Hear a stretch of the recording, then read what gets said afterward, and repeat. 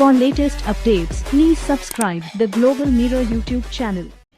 And at the very moment that the United Nations Security Council was meeting to stand up for Ukraine's sovereignty, to stave off invasion, Putin declared his war. Within moments, missile strikes began to fall on historic cities across Ukraine. Then came the air raids, followed by tanks and troops rolling in. We've been transparent with the world.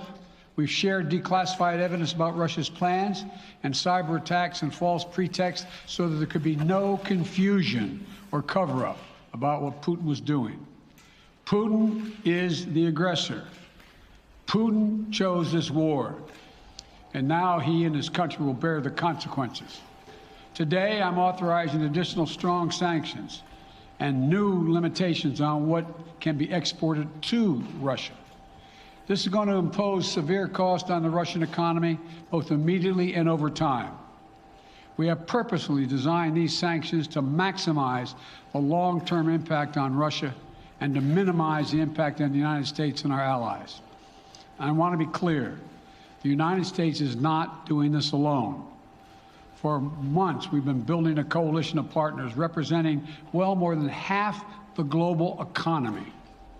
27 members of the European Union, including France, Germany, Italy, as well as the United Kingdom, Canada, Japan, Australia, New Zealand, and many others, to amplify the joint impact of our response. I just spoke with the G7 leaders this morning, and we're in full and total agreement. We will limit Russia's ability to do business in dollars, euros, pounds, and yen to be part of the global economy. We'll limit their ability to do that. We're going to stunt the ability to finance and grow the Russian military. We're going to impose and we're going to impair their ability to compete in high-tech 21st century economy. We've already seen the impact of our actions on Russia's currency and the ruble, which early today hit its weakest level ever in history. The Russia stock market plunged today. The Russian government borrowing rate spiked by over 15%. In today's actions, we've now sanctioned Russian banks that together hold around $1 trillion in assets. We've cut off Russia's largest bank, a bank that holds more than 1/3 of Russia's banking assets by itself, cut it off from the U.S. financial system. And today, we're also blocking 4 more major banks. That means every asset they have in America will be frozen. This includes VTB, the second largest bank in Russia, which has $250 billion in assets.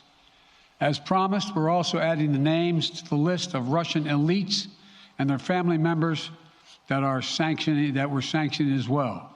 As I said on Tuesday, these are people who personally gain from the Kremlin's policies, and they should share in the pain. We will keep up this drumbeat of those designations against corrupt billionaires in the days ahead.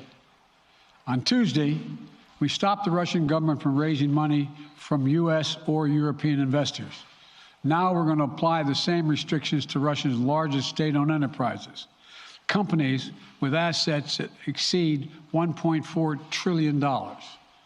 Some of the most powerful impacts of our actions will come over time as we squeeze Russia's access to finances and technology for strategic sectors of its economy and degrade its industrial capacity for years to come.